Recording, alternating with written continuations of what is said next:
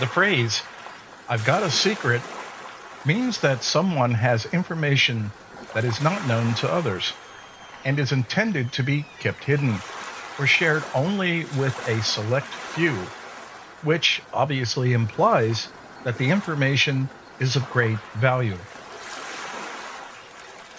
I'm going to ask a question that is primarily aimed at my European listeners, those in the UK in particular. Let's say you were offered what many might consider to be the opportunity of a lifetime. You could relocate, being given a fairly substantial cash bonus and guaranteed citizenship within 90 days, assuming you're not a homicidal maniac or unrepentant repeat felon, to Australia. How's that sound, mate? Stew on that for a bit while visions of Vegemite sandwiches dance in your head. We'll get back to it in a bit.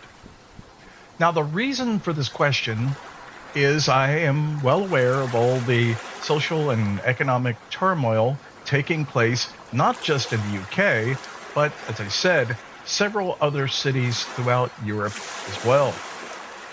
I don't want to go on endlessly about the many causes of all this socio-economic as well as culture clash. I simply want to say this. Historically speaking, you have one of two choices. You can have some kind of bloody and violent social conflict, or you can leave. It's that simple. Please don't try to suggest any more of that weak-ass, woke-ass compromising. Europe's been through 40 years of that placating bollocks that has gotten Europe and the UK in particular into the current social and economic nightmare you have to endure now and every day. Having said that, I'm not suggesting or advocating a bloody or violent social conflict. But this is not for any pacifist ideological reasons.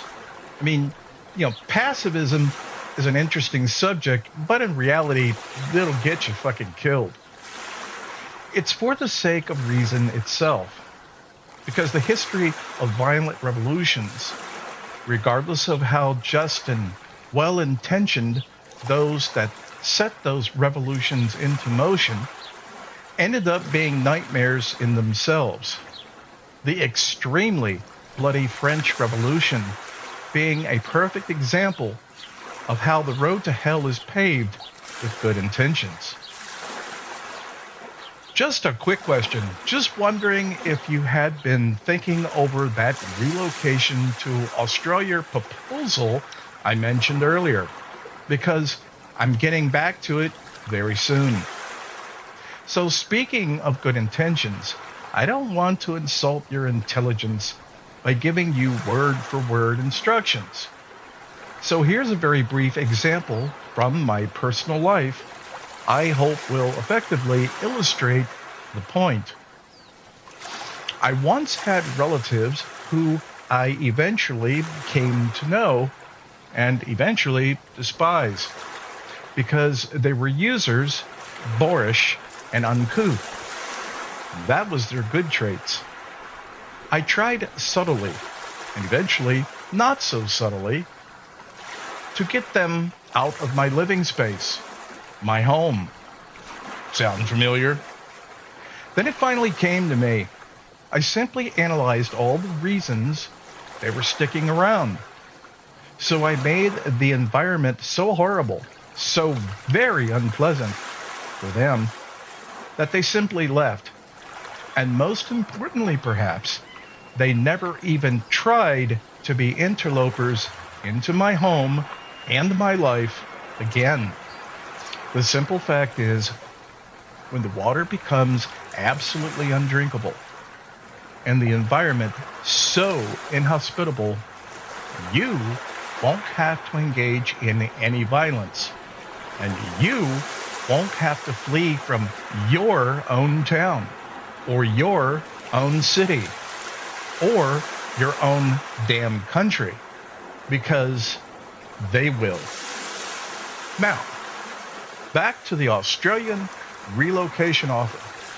What did you think? Does it sound like something you might even remotely be interested in? Now look, I know it was an extremely broad question. Much of your answer would certainly depend on several personal factors, such as your age and stage of life, career, future plans, etc., etc. But I would seriously like to hear from you.